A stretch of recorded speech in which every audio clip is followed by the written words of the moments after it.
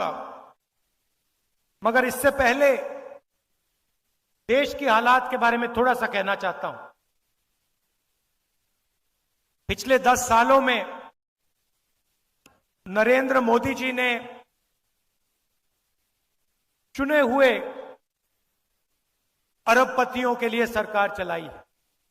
नाम आप जानते हो, सबसे बड़ा नाम अदानी जी। अदानी का नाम है। घर जाएंगे तो गूगल पे उनकी शेयर प्राइस जो है उसको देख लेना। जिस दिन नरेंद्र मोदी की सरकार आती है, उस दिन के बाद अदानी की शेयर प्राइस बढ़ती जाती है, बढ़ती जाती है, बढ़ती जाती है। और पूरा देश जानता है कि इसको नरेंद्र मोदी की सरकार कहा जाता है, मगर सचमुच में यह अदानी की सरकार है। एक अरबपति की सरकार है और सब कुछ अदानी के लिए किया जाता है। महाराष्ट्र में आपका एयरपोर्ट, मुंबई का एयरपोर्ट था, किसी और के हाथ में था। उस पर सीबीआई इंक्वायरी होती है,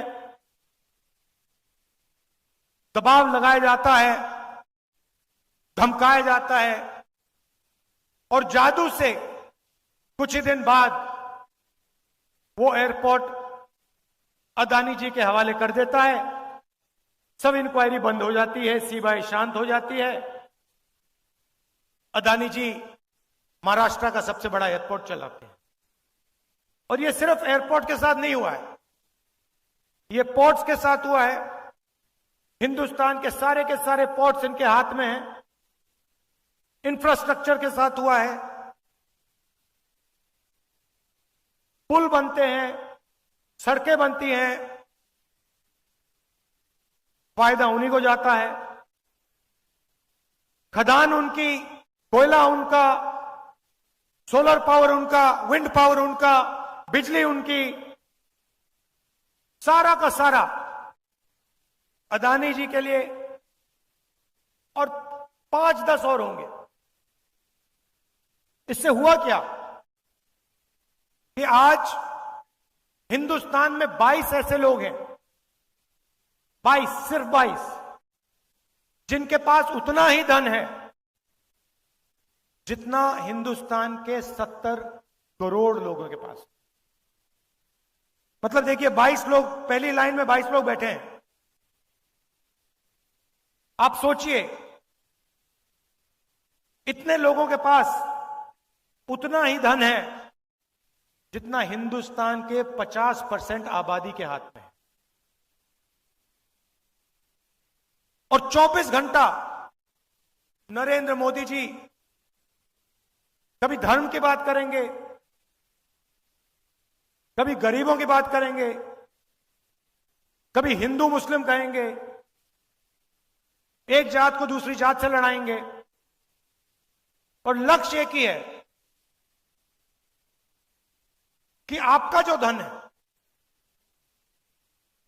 आपको पता भी नहीं लगता, जो आप जीएसटी में देते हो। आप शर्ट खरीदते हो, टैक्स लग जाता है। पेट्रोल खरीदते हो, टैक्स लग जाता है। जूते खरीदते हो, टूथपेस्ट खरीदते हो, जो भी आप खरीदते हो उसमें टैक्स लग जाता है। और आप उतना ही टैक्स देते हो जितना गौतम अदानी देता है। अगर आपने शर्ट खरीदी,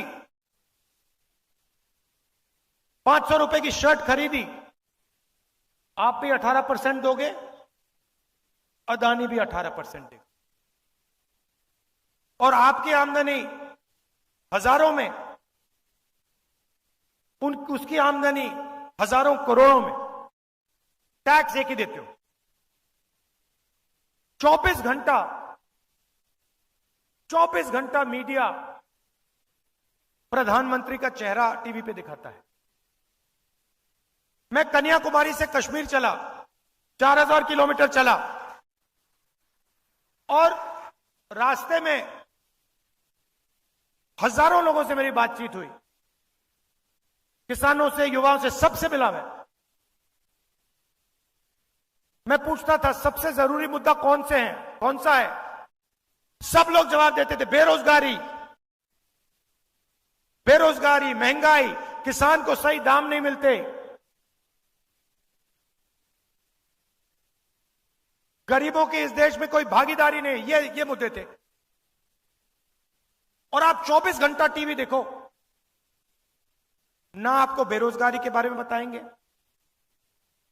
ना आपको महंगाई के बारे में बताएंगे, आपको कोई किसान नहीं दिखेगा, कोई मजदूर नहीं दिखेगा। आपको बॉलीवुड के स्टार दिख जाएंगे आगे पीछे नाचते हुए, आपको क्रिकेटर दिख जाएंगे, आपको नरेंद्र मोदी जी दिख जाएंगे, कभी वो आपको समुद्र के नीचे दिखेंगे पूजा करते हुए। वहां पे मतलब मजाक बना रखा है, पूजा हो रही है, पंडित भी नहीं है, अकेले बैठे समुद्र के नीचे आर्मी वालों के साथ। और फिर एकदम समुद्र से आसमान में जाएंगे, सी प्लेन में, हेलीकॉप्टर में, ऊपर से। कोविड आएगा, लाशों के ढेर पड़े हुए हैं, गंगा में लाखों लाश चल रही हैं, हजारों लाशें चल रही हैं, और प्रधानमंत्री कहते हैं भाइयों और बहनों थाली बजाओ।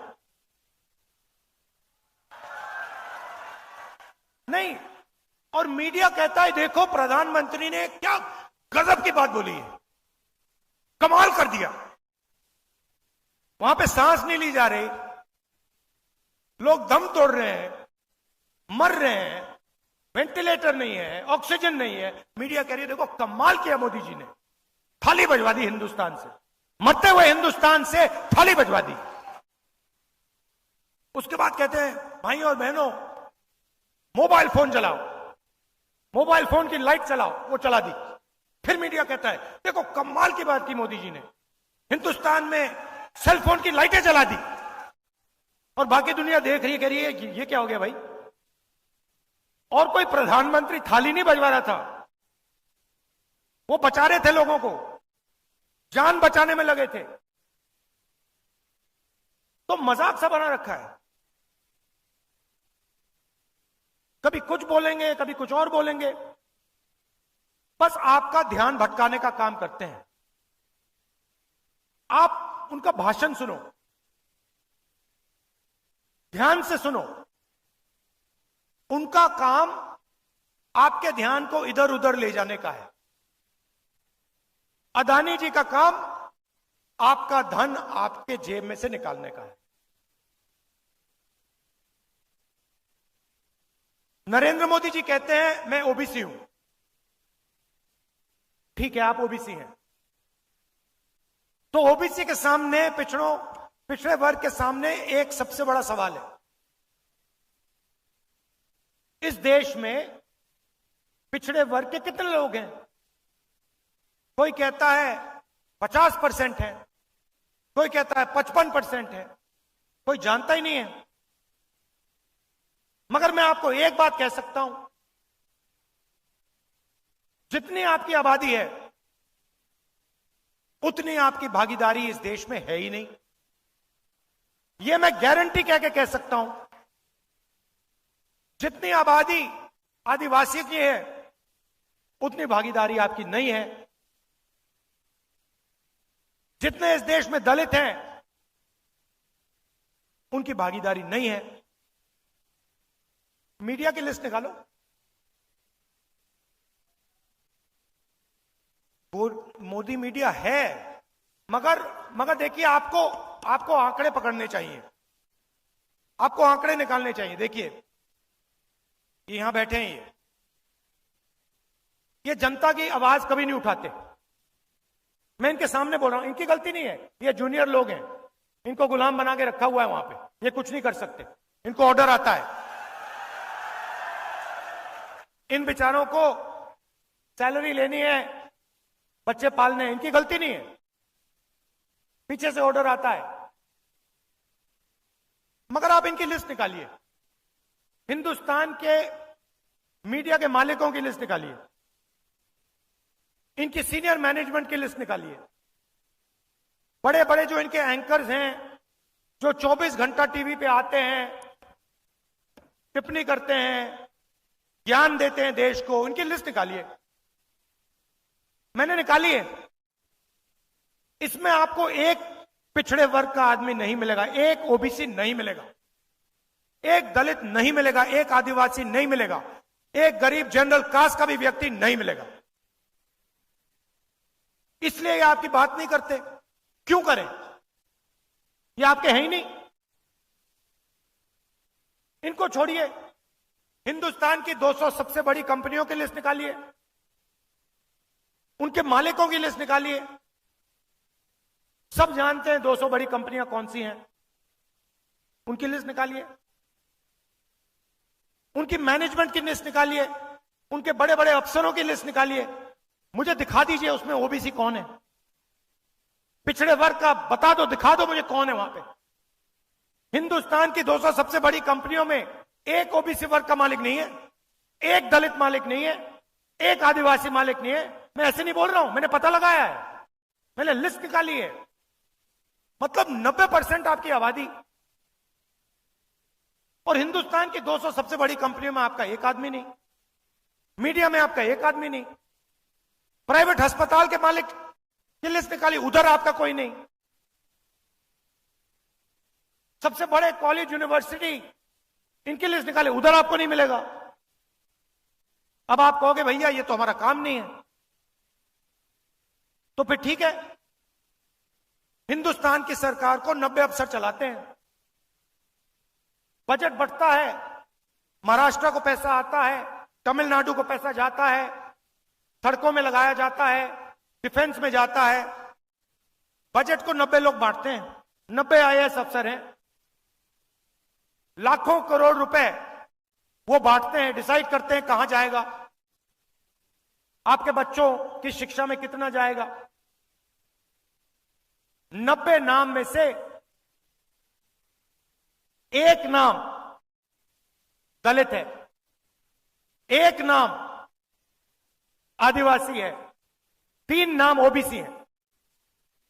आपकी आबादी 50% और 90 में से 3, और वो भी छोटे छोटे डिपार्टमेंट में पीछे कहीं बैठे हुए हैं, बड़े डिपार्टमेंट में कोई नहीं है। और अगर हिंदुस्तान की सरकार 100 रुपए खर्च करती है तो दलित, ओबीसी, आदिवासी अफसर 6 रुपए 10 पैसे का निर्णय लेते हैं। आपकी आबादी कहां 90%, भागीदारी 100 रुपए में से 6 रुपए 10 पैसे। और फिर प्रधानमंत्री कहते हैं मैं ओबीसी हूं। कैसे ओबीसी हो आप? पिछड़ों का आपने क्या किया? ओबीसी के लिए क्या किया आपने, यह बता दो मुझे। कौन सी योजना आप लाए हिंदुस्तान के किसानों के लिए, वो ओबीसी हैं? गरीबों के लिए कौन सी योजना लाए? जो छोटा व्यापार चलाते हैं उनके लिए कौन सी योजना लाए, मुझे बता दो। एक योजना नहीं लाए आप। आदिवासी अफसर 100 रुपए में से 10 पैसे का निर्णय लेता है, दलित 100 रुपए में से 1 रुपए का निर्णय लेता है, पिछड़े वर्ग ओबीसी 100 रुपए में से 5 रुपए का निर्णय लेते हैं। अब आप कहोगे राहुल गांधी ने बात तो बता दी, मगर सॉल्यूशन क्या है, इसको ठीक कैसे किया जाए, मैं बताता हूं। जाति जनगणना,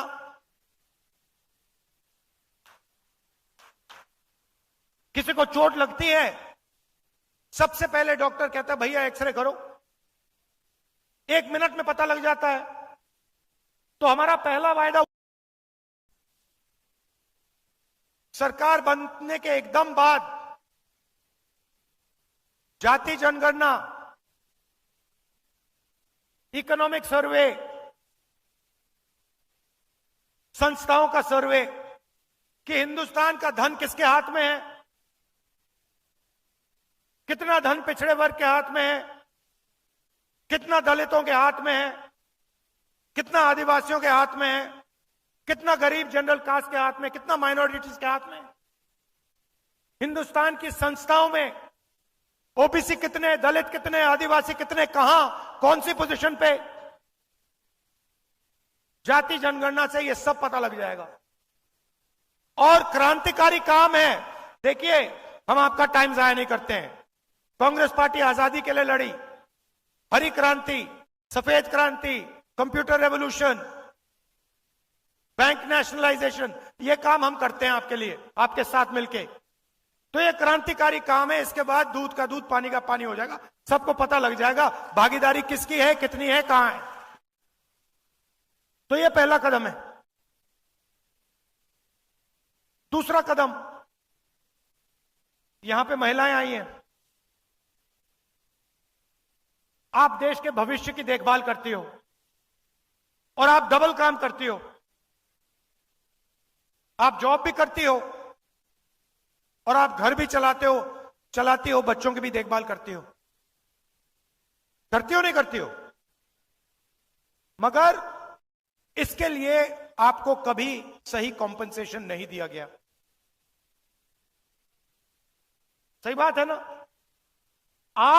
आप जाके जॉब करते हो, आप पुरुष हो, आप जाके जॉब करते हो, आपको सैलरी मिलती है। आपकी बीवी घर में काम करती है, वो भी जॉब करती है, जॉब के लिए उसको सैलरी मिलती है। मगर जो घर में काम करती है उसके लिए उसको कुछ नहीं मिलता। तो आपको मिलता है, मगर ये डबल काम करती है, इनको डबल पैसा नहीं मिलता। तो ये बातचीत हमने कांग्रेस पार्टी में की और हमने निर्णय लिया कि देखिए, जो महिलाएं हिंदुस्तान के भविष्य के देखभाल कर रही हैं,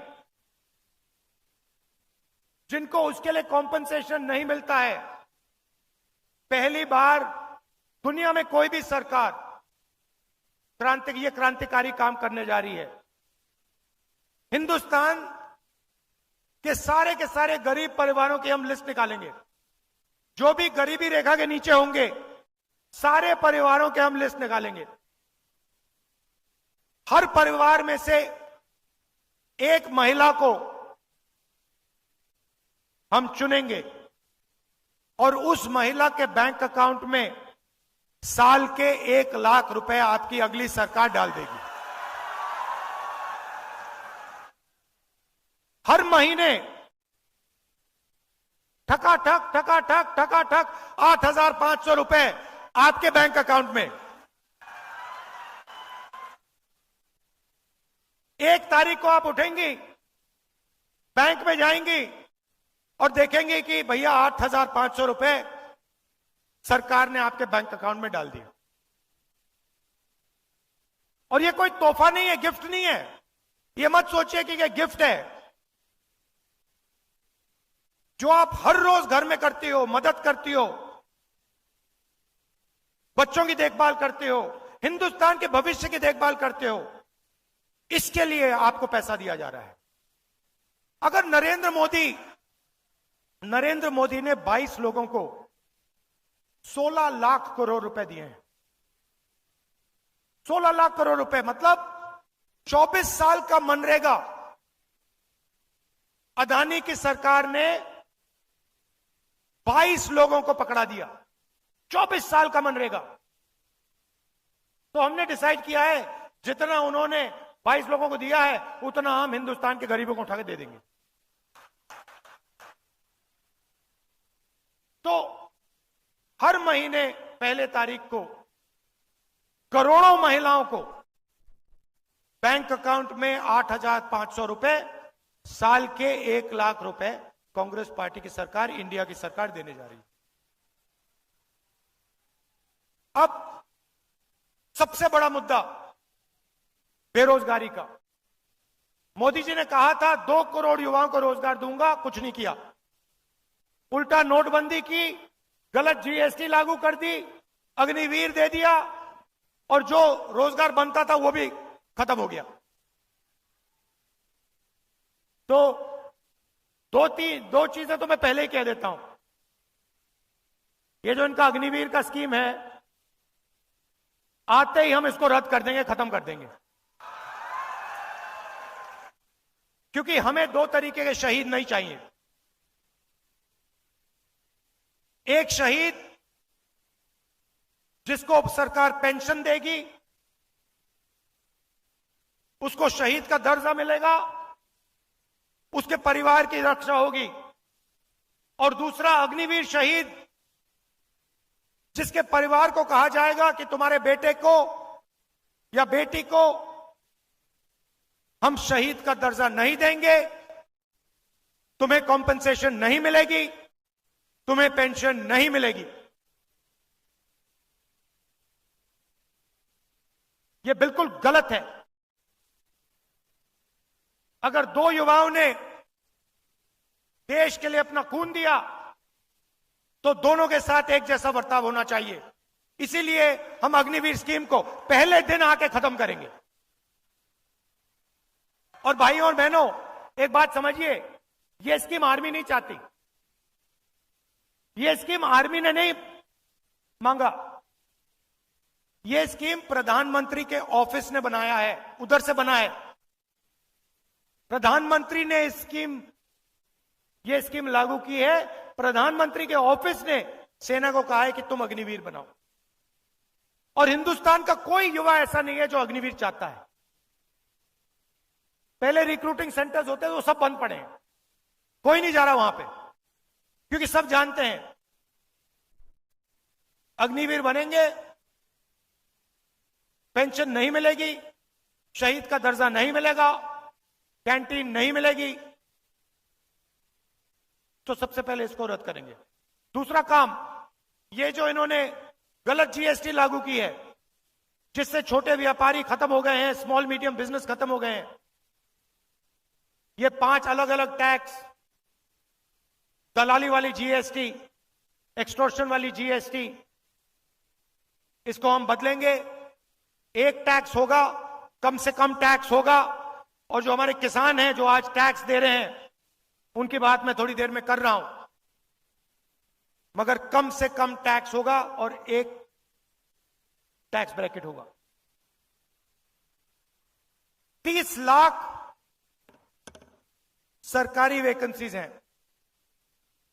10 साल में नरेंद्र मोदी जी ने इनको नहीं भरा। 30 लाख वैकेंसी हम भर के आपको पकड़ा देंगे।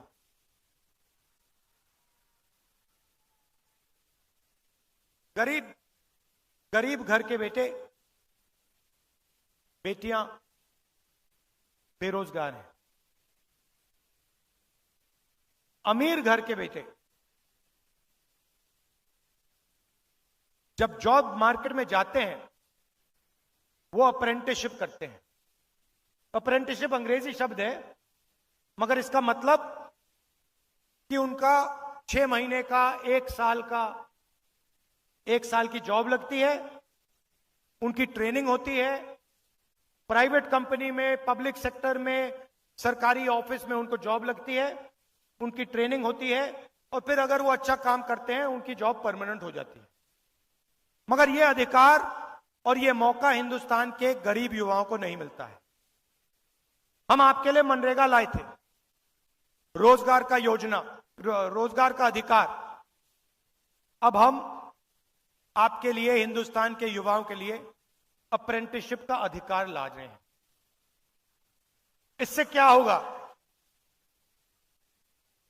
जिसके पास डिप्लोमा है,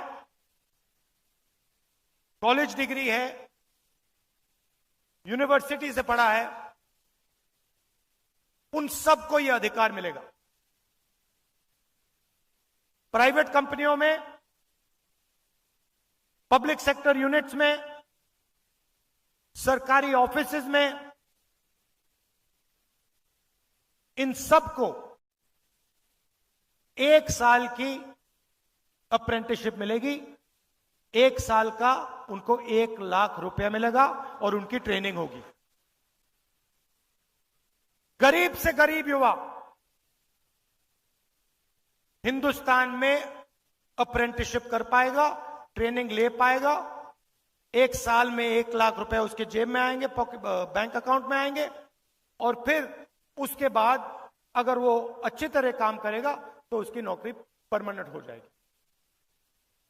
किसी भी सरकार ने, दुनिया में किसी भी सरकार ने ऐसा क्रांतिकारी कदम नहीं उठाया है। ये हम करने जा रहे हैं। यात्रा में यहां से निकला, बहुत सारे युवाओं ने कहा हम पढ़ाई करते हैं, एग्जाम से एक दिन पहले पेपर लीक हो जाता है,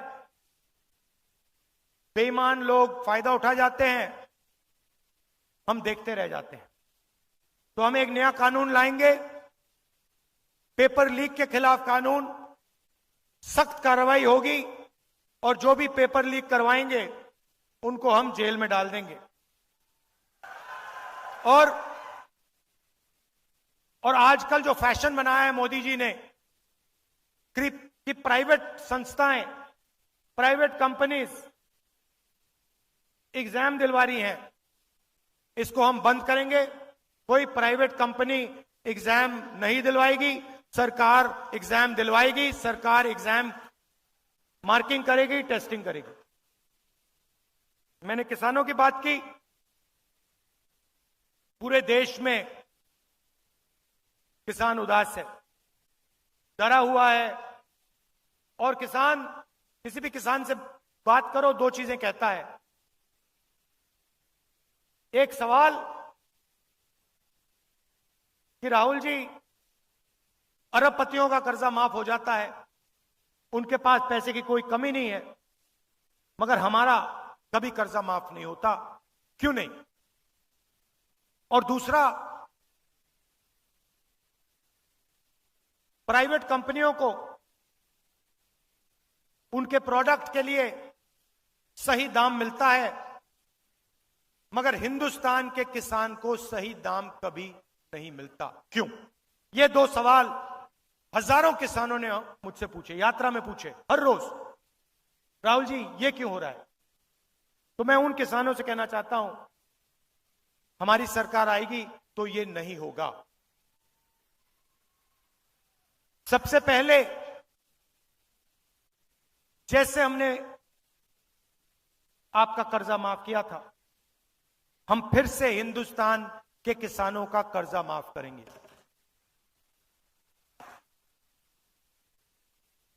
और जो उनकी सबसे बड़ी डिमांड है,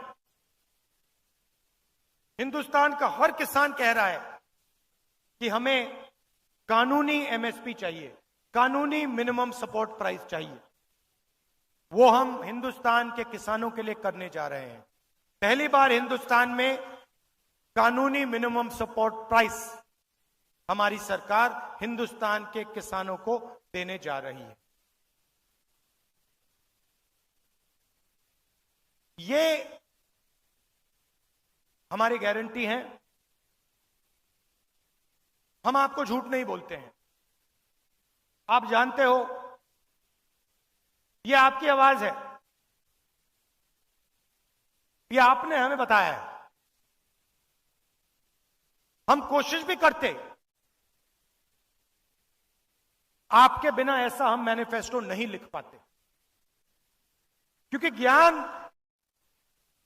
जानकारी आप में है, हिंदुस्तान के करोड़ों लोगों में है। तो हम आपकी सरकार चलाएंगे, हम अदानी की सरकार नहीं चलाएंगे।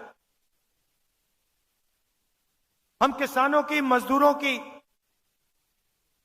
छोटे व्यापारियों की सरकार चलाएंगे। हमारी कोशिश हिंदुस्तान के युवाओं को रोजगार देने की होगी, किसानों की रक्षा करने की होगी। हमारा चेहरा आपको टीवी पे नहीं दिखेगा, क्योंकि टीवी आपका है ही नहीं। टीवी अदानी का है, टीवी उन्हीं 22 लोगों का है। उधर आप मोदी जी का चेहरा देख सकते हो। ये टीवी वाले, ये जो हमारी क्रांतिकारी गारंटियां हैं, ये कभी नहीं दिखाएंगे। धर्म की बात करेंगे 24 घंटा, मगर जब राम मंदिर के इनॉग्रेशन में आदिवासी राष्ट्रपति को अंदर नहीं जाने दिया, तो मीडिया ने एक शब्द नहीं बोला, एक शब्द नहीं बोला, चुप थे। देश के राष्ट्रपति को, देश की राष्ट्रपति को राम मंदिर के इनॉग्रेशन में नहीं आने दिया। क्यों? क्योंकि वो आदिवासी है। मगर मीडिया ने एक शब्द नहीं बोला, चुप थे बिल्कुल। मैं देख रहा था, वहां पे अदानी बैठे थे, अंबानी बैठे थे, सब बैठे थे, लाइन लगी हुई थी। बॉलीवुड के सारे स्टार बैठे थे, क्रिकेटर बैठे थे, मगर वहां एक पिछड़ा नहीं था, एक दलित नहीं था, एक आदिवासी नहीं था। यह सच्चाई है।